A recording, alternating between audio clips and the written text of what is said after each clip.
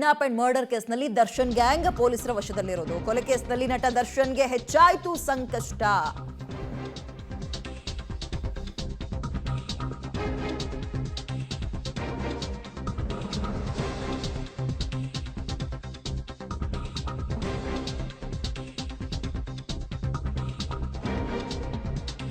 Darshan and gang ವಿರುದ್ಧ ಮತ್ತಷ್ಟು IPC section ಅನ್ನ ಪೊಲೀಸರು ಸೇರಿಸಿದ್ದಾರೆ. ಹೆಚ್ಚುವರಿಯಾಗಿ ಸುಮಾರು 8 ಐಪಿಸಿ ಸೆಕ್ಷನ್ ಅನ್ನ ಹೆಚ್ಚುವರಿಯಾಗಿ ಪೊಲೀಸರು ಈಗ ಆಡ್ ಆನ್ ಮಾಡಿದ್ದಾರೆ. ಅದಕ್ಕೆ ಐಪಿಸಿ ಸೆಕ್ಷನ್ 364 ಸೇರಿದಂತೆ 384, ಐಪಿಸಿ ಸೆಕ್ಷನ್ 355, ಹಾಗೆ ಐಪಿಸಿ ಸೆಕ್ಷನ್ 148, ಹೀಗೆ ಹಲವು ಸೆಕ್ಷನ್ಸ್ಗಳನ್ನು ಸೇರಿಸಿದ್ದಾರೆ. ಈಗ ಒಂದೊಂದನ್ನೇ ನೋಡ್ತಾ ಹೋಗೋಣ. ಒಂದು ವೇಳೆ ಸೆಕ್ಷನ್ಸ್ಗಳು ಪ್ರೂವ್ ಆದರೆ ಅವ್ರಿಗೆ ಯಾವ ರೀತಿಯ ಸಂಕಷ್ಟ ಅಂತ. ದರ್ಶನ್ ಕೇಸ್ ಸಾಬೀತಾದರೆ ಶಿಕ್ಷೆ. ಸೆಕ್ಷನ್ 302 ಏನು ಹೇಳುತ್ತೆ? ಕೊಲೆ, ಪನಿಷ್ಮೆಂಟ್ ಫಾರ್ ಮರ್ಡರ್. ಒಂದು ವೇಳೆ ಪ್ರೂವ್ ಆದರೆ, ಈಗೇನು ಚಾರ್ಜ್ ಶೀಟ್ನಲ್ಲಿ ಅಥವಾ ಪೊಲೀಸರು ದಾಖಲು ಮಾಡಿದ್ದಾರೆ, ಈ ಒಂದು ಹೆಚ್ಚುವರಿಯಾಗಿ ಆ್ಯಡ್ ಮಾಡಿದ್ದಾರೆ, ಪ್ರೂವ್ ಆದರೆ ಜೀವಾವಧಿ ಶಿಕ್ಷೆಯನ್ನು ಅನುಭವಿಸಬೇಕಾಗುತ್ತೆ ಇಡೀ ಟೀಮ್. ಅದರಲ್ಲಿ ಯಾರ್ಯಾರ ಮೇಲೆ ಪ್ರೂವ್ ಆಗುತ್ತೆ ಅವ್ರ ಮೇಲೆ. ಇದೀಗ ಮತ್ತೊಂದು ಸೆಕ್ಷನ್ 364 ಇದೇನು ಹೇಳುತ್ತೆ?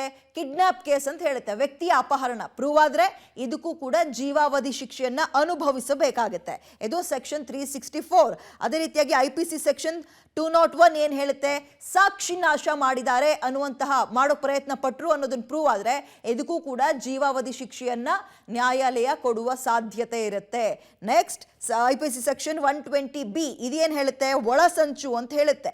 ಅಪರಾಧಕ್ಕೆ ಅಂದರೆ ಈಗ 2 ವರ್ಷ ಮೇಲ್ಪಟ್ಟು ಜೀವಾವಧಿ ಶಿಕ್ಷೆಯನ್ನು ಕೊಡ್ಬೋದು, ಇದೆಲ್ಲಾದರೂ ಪ್ರೂವ್ ಆಗಿಬಿಟ್ರೆ. ಈ ಸೆಕ್ಷನ್ ಪ್ರೂವ್ ಆದರೆ ಸೆಕ್ಷನ್ 120B ಒಳಸಂಚು.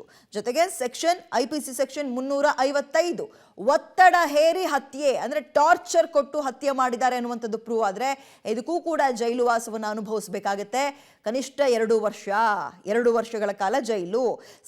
ಐಪಿಸಿ ಸೆಕ್ಷನ್ 384 ಕೂಡ ಹಾಕಿದ್ದಾರೆ. ಇದೇನು ಹೇಳುತ್ತೆ? ಸುಲಿಗೆ ಅಂತ ಹೇಳುತ್ತೆ. ಇದೊಂದು ವೇಳೆ ಪ್ರೂವ್ ಆದರೆ ಇದಕ್ಕೂ ಕೂಡ ಜೈಲು ವಾಸ ಅನುಭವಿಸಬೇಕಾಗುತ್ತೆ. 3 ವರ್ಷ ಅಥವಾ ಅದಕ್ಕಿಂತ ಹೆಚ್ಚುವರಿಯಾಗೂ ಕೂಡ 3 ವರ್ಷ ಜೈಲು. ಸೆಕ್ಷನ್ 384 ಪೊಲೀಸರು ಹಾಕಿದ್ದಾರೆ, ಅದು ಒಂದು ವೇಳೆ ಪ್ರೂವ್ ಆದರೆ. ಇನ್ನು ಸೆಕ್ಷನ್ 143 ಅಥವಾ ಐಪಿಸಿ ಸೆಕ್ಷನ್ 143 ಇದನ್ನು ಕೂಡ ಹಾಕಿದ್ದಾರೆ. ಕಾನೂನು ಬಾಹಿರ ಸಭೆ, ಅಂದರೆ ಈ ಕೃತ್ಯಕ್ಕೂ ಮುಂಚೆ ಕುತ್ಕೊಂಡು ಮೀಟಿಂಗ್ ಮಾಡಿದ್ದಾರೆ ಹೆಂಗೆ ಏನೇನು ಅಂತ. ಒಂದು ವೇಳೆ ಇದು ಪ್ರೂವ್ ಆದರೆ 6 ತಿಂಗಳುಗಳ ಕಾಲ ಜೈಲನ್ನು ಅನುಭವಿಸಬೇಕಾಗತ್ತೆ. ಇನ್ನು ಮತ್ತೊಂದು ಐಪಿಸಿ ಸೆಕ್ಷನ್ 147 ಗಲಭೆ. ಈ ಒಂದು ಸೆಕ್ಷನ್ ಹೇಳುವಂಥದ್ದು ಗಲಭೆ ಮಾಡಿದ್ರೆ ಅಂತ 2 ವರ್ಷ ಜೈಲು ಪ್ರೂವ್ ಆದರೆ. ಇನ್ನೂ 2 ಸೆಕ್ಷನ್ಗಳನ್ನು ಹಾಕಿದ್ದಾರೆ, ಅದನ್ನು ಕೂಡ ನೋಡ್ತಾ ಹೋಗೋಣ. ಸೆಕ್ಷನ್ 148 ಮಾರಕ ಆಯುಧಗಳನ್ನು ಬಳಕೆ ಮಾಡಿದ್ದಾರೆ, ವಿಕೃತವಾಗಿ ಕೊಂದಿದ್ದಾರೆ. ಒಂದು ವೇಳೆ ಪ್ರೂವ್ ಆಯಿತು ಅಂದರೆ 3 ವರ್ಷ ಜೈಲನ್ನು ಅನುಭವಿಸಬೇಕಾಗುತ್ತೆ. ಮತ್ತೊಂದು ಸೆಕ್ಷನ್ ಐಪಿಸಿ ಸೆಕ್ಷನ್ 149 ಇಡೀ ಗುಂಪು ಸೇರಿ ಹಲ್ಲೆ ಮಾಡಿದ್ದಾರೆ. ಗುಂಪು ಸೇರಿ ಒಬ್ಬರಿಂದ ಆಗಿರೋದಲ್ಲ, ಇದು ಪ್ರೂವ್ ಆಯ್ತಾ? ಇದಕ್ಕೂ ಕೂಡ ಇದೀಗ ಶಿಕ್ಷೆಯನ್ನು ಅನುಭವಿಸಬೇಕಾಗುತ್ತೆ. ಸೊ ಹೆಚ್ಚುವರಿಯಾಗಿ ಇಷ್ಟು ಸೆಕ್ಷನ್ಗಳನ್ನು, ಇದರಲ್ಲಿ ಕೆಲವೊಂದು ಬೇಲ್ ಸಿಗುತ್ತೆ, ಇನ್ನು ಕೆಲವಕ್ಕೆ ಬೇಲ್ ಸಿಗಲ್ಲ. ಇಂತಹ ನಾನ್ ಬೇಲೆಬಲ್ ಕೇಸ್ಗಳು ಕೂಡ ಇದೆ, ಸೆಕ್ಷನ್ಸ್ಗಳನ್ನು ಹಾಕಿದ್ದಾರೆ. ಇದೆಲ್ಲವೂ ಕೂಡ ಪ್ರೂವ್ ಮಾಡಬೇಕಾಗಿರುವಂಥದ್ದು ಕೋರ್ಟ್ನಲ್ಲಿ. ಈಗ ಪೊಲೀಸರೇನೋ ಹಾಕಿದ್ದಾರೆ, ಅವ್ರಿಗೆ ಸಿಕ್ಕಂತಹ ಸಾಕ್ಷ್ಯಗಳನ್ನೆಲ್ಲ ಪರಿಗಣನೆಗೆ ತಗೊಂಡು ಇಷ್ಟು ಸೆಕ್ಷನ್ಸ್ಗಳನ್ನು ಆ್ಯಡ್ ಆನ್ ಮಾಡಿದ್ದಾರೆ. ಸುಮಾರು 8 ಐಪಿಸಿ ಸೆಕ್ಷನನ್ನು ಹೆಚ್ಚುವರಿಯಾಗಿ ಹಾಕಿದ್ದಾರೆ.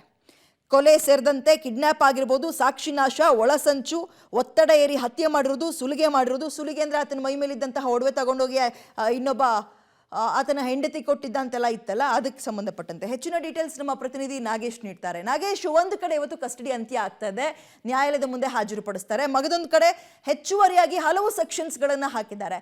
ಇವು ಒಂದು ವೇಳೆ ಪ್ರೂವ್ ಆದರೆ ದರ್ಶನ್ ಗ್ಯಾಂಗ್ಗೆ ಯಾವ ರೀತಿಯ ಸಂಕಷ್ಟ ಕಾಡಬಹುದು? ಡೀಟೇಲ್ಸ್ ಕೊಡೋದಾದ್ರೆ.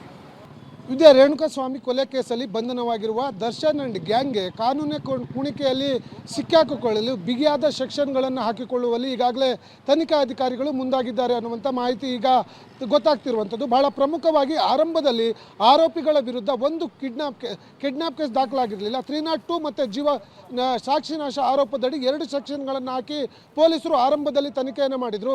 ಆರಂಭದಲ್ಲಿ ತನಿಖೆ ಮಾಡಿದಂಥ ಸಂದರ್ಭದಲ್ಲಿ ತನಿಖೆ ವೇಳೆ ಸಿಕ್ಕಂಥ ಮಾಹಿತಿಯನ್ನು ಆಧಾರವಾಗಿಟ್ಟುಕೊಂಡು ಈಗ ಆರೋಪಿಗಳ ವಿರುದ್ಧ ಹೆಚ್ಚುವರಿಯಾಗಿ 8 ಐಪಿಸಿ ಸೆಕ್ಷನ್ಗಳನ್ನು ಹಾಕಿಕೊಂಡು ಪೊಲೀಸರು ತನಿಖೆಯನ್ನು ಮಾಡಿರುವಂಥದ್ದು.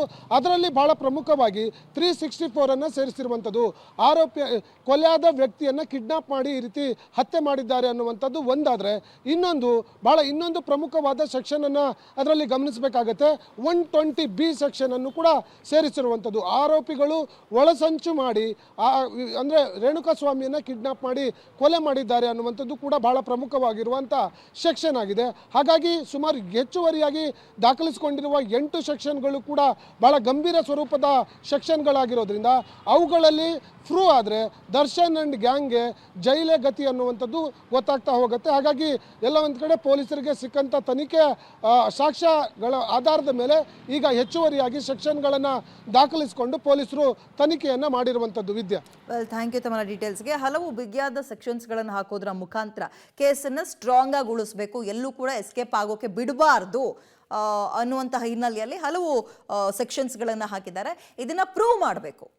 ನ್ಯಾಯಾಧೀಶರು ಕೂಡ ಹಲವು ಪ್ರಶ್ನೆಗಳನ್ನು ಮಾಡ್ತಾರೆ, ಅದು ಹೆಂಗೆ ಇದು ಹೆಂಗೆ ಅಂತ.